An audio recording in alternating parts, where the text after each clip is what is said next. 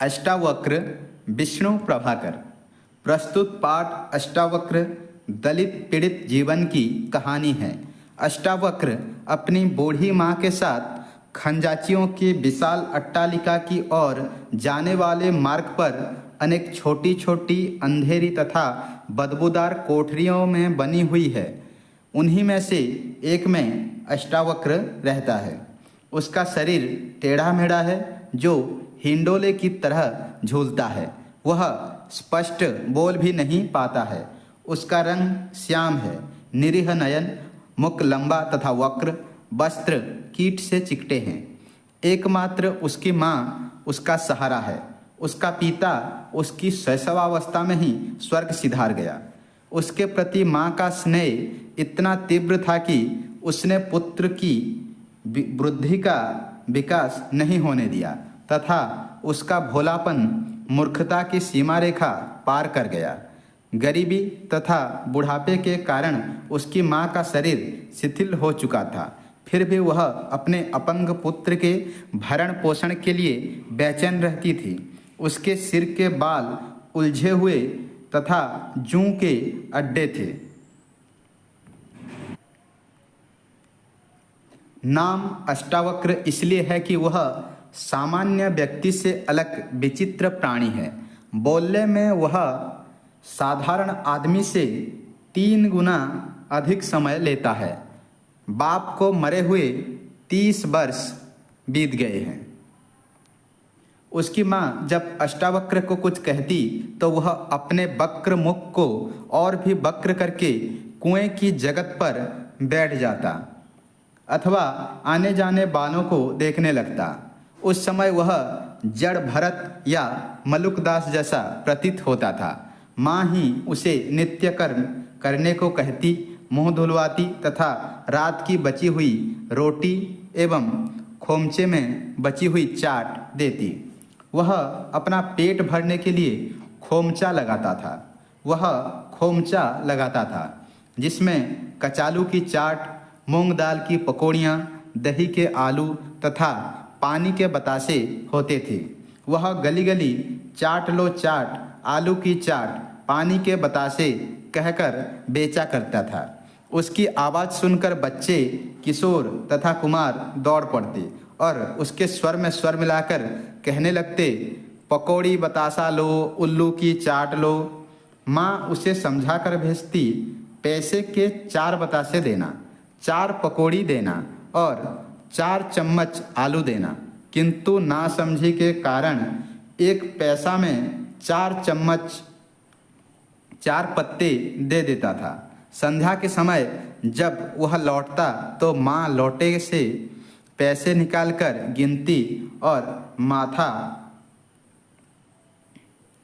ठोंक लेती, क्योंकि 1.5 रुपये की बिक्री का सामान ले जाकर वह 10-12 आने लेकर लौटता। माँ के लाख प्रयास के बाद भी उसमें कोई परिवर्तन नहीं आ सका। अंत में उसने माँ से कहा, चाट तू बेचा कर, लड़के मुझे मारते हैं। यह सुनकर माँ ने अपने लाल को इस प्रकार निहारा कि उसके शुष्क नयन सजल हो उठे। पुत्र की बात पर उसे याद हो आया कि शैशव और यौवन तो स्वयं मधुर होती है, परंतु उसकी याद मोटर की धुएं की तरह काली, कड़वी तथा दुर्गंधपूर्ण होती है। माँ को इस बात का दुख नहीं हुआ कि बेटा उसे चाट बेचने के बाद भी चाट बेचना नहीं सीख सका। भगवान ऐसे व्यक्ति को जन्म क्यों देते हैं? तभी बेटे ने कहा, माँ भूख लगी है। यह सुनकर माँ खींच उठी। उसने कहा, कब तक तेरी खातिर मैं बैठी रहूंगी, अर्थात मेरे मरने के बाद कौन सहारा होगा। माँ बोलती जा रही थी और वह कुएं की जगत पर जाकर लेट गया। काफ़ी रात बीत जाने पर वह खाना लेकर गई। रोटी खाते हुए अष्टावक्र ने इतना ही कहा, माँ। बोलने की कठिनता के कारण इतना लंबा हो गया था कि माँ को लगा कि अखिल ब्रह्मांड उसे माँ कहकर पुकार रहा हो। एक बार अष्टावक्र को तेज बुखार आ गया। वह चीथड़ों में लिपटा चूल्हे के पास छटपटा रहा है और माँ चाट बेचने को बैठी है।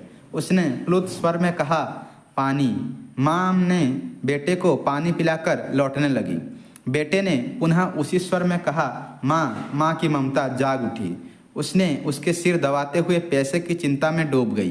कुछ दिनों के बाद माँ को ज्वर चढ़ आया। उसने उस दशा में भी पकौड़ी बनाने की रीति बेटे को समझाकर कहा, अब धीरे धीरे तेल में छोड़ता जा। लेकिन ना समझ अष्टावक्र मुट्ठी भर आलू बेसन कढ़ाई में डाल दिया। फलतः उसकी छाती पक गई। माँ ने ज्वरावस्था में भी थाल तो तैयार कर दिया, किंतु लौटने पर उसके हाथ में थाल न ले सकी। उसने बेटे की ओर निहारा तथा हाथ फैलाकर कहा, पैसे। बेटे ने लोटे से पैसे निकालकर उसके हाथ में पैसे रख दिए। 2-3 दिनों तक बीमार रहने के बाद वह चल बसी। अब उस कोठरी में एक कुल्फी वाला बूढ़ा आ बसा। लेकिन उसी शाम कहीं से घूमते हुए अष्टावक्र अपने सामान के साथ कुएं की जगत पर चुपचाप बैठ गया। इसके पास कुछ बच्चे आए तथा कुल्फी वाला भी आ गया। कुल्फी वाले ने पूछने पर उसने माँ को पुकारा। कुल्फी वाले ने कहा, तुम्हारी माँ मर गई है, वह अभी नहीं आएगी। उस रात उसी कुएं की जगत पर अष्टावक्र रात काट दिया। सवेरे बड़े खंजाची ने उसे अपने बाग में भेज दिया और जहाँ खुली जगह पड़ी थी पर वह उसे अच्छी न लगी। खंजाचिन ने उसे कपड़े तथा रोटी दिए, जिसे अस्वीकार कर दिया। उसने कुएं की जगत को नहीं छोड़ा और चाट वाला खाली थाल लेकर घूमने लगा। उसे थाल लेकर घूमते हुए देखकर लोग कहने लगे कि इसकी माँ मर गई। माँ के मरने की बात सुनकर उसे विश्वास हो गया कि अब उसकी माँ नहीं आएगी। उसी रात कुल्फी वाले ने उसे दर्द भरे स्वर में माँ माँ पुकारते सुना। उसके पेट में दर्द हो रहा था। कुल्फी वाले ने खंजाची से आकर कहा कि अष्टावक्र की हालत अति गंभीर है। उसने अस्पताल को फ़ोन किया। वहाँ से गाड़ी आई और उसे आइसोलेशन वार्ड में भर्ती कर दी। उसकी स्थिति देखकर डॉक्टर बोला, बस अब समाप्त होने वाला है। नर्स ने कुल्फी वाले से पूछा, यह तुम्हारा मरीज है? उसने कहा, मेरा कोई नहीं है। लेकिन धीमे पर गंभीर स्वर में पुकारा, माँ। कुछ ही क्षणों में उसकी चेतना मौन हो गई। कुल्फी वाले ने, जो अष्टावक्र के बगल में रहता था, उसने ईश्वर को धन्यवाद इसलिए दिया कि अष्टावक्र को अपने पास बुलाकर उन दोनों को सुख की नींद सोने का अवसर दिया।